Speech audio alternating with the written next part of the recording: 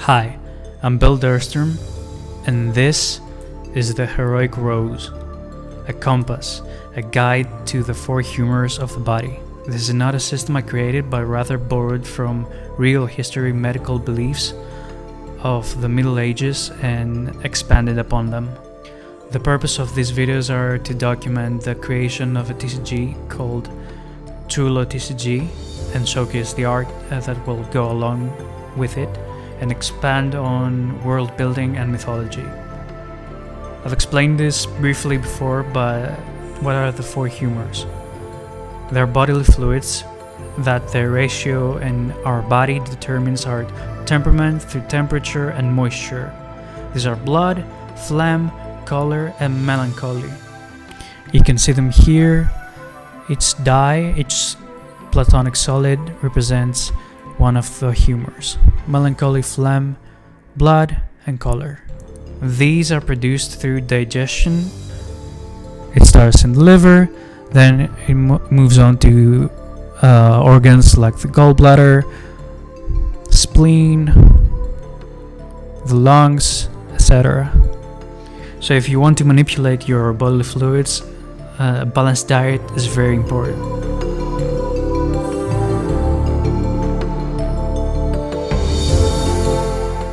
In order to understand how humors are used, we need to examine who uses them.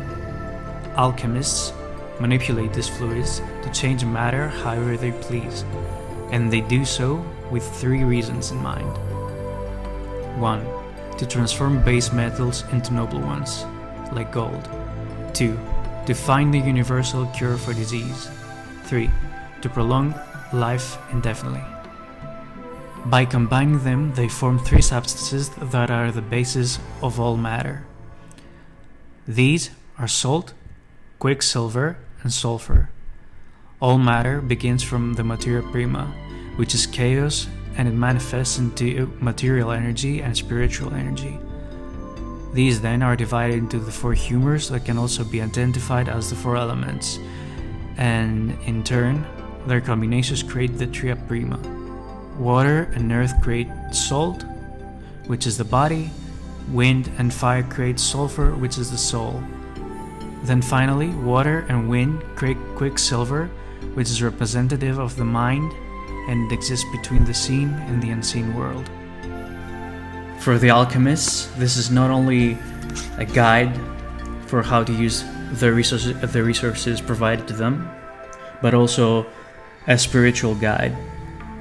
Because for the alchemists, magic is how you impose your will on nature. And since all metals are a ratio of these three substances, salt, mercury, and sulfur, by manipulating these three substances, they can control the ratio and essentially transmute metals.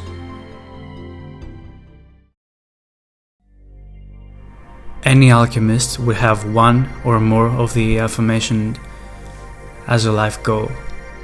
That's their primary motivation. I've already explained the transmutation of metals into gold, but when it comes to finding cures for a disease, alchemists in the Aposthema operate in groups that have multiple members tasked with finding sources of miasma. Miasma occurs when a spiritual entity is tied to a specific location of varying sizes depending on influence and power. The telltale sign of miasma is strange behavior from the inhabitants of the infected area.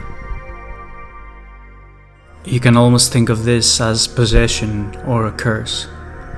This often leads to unusual and mysterious deaths. The physical vessel that ties an entity to a place is some type of treasure, which makes illegal treasure hunting very dangerous.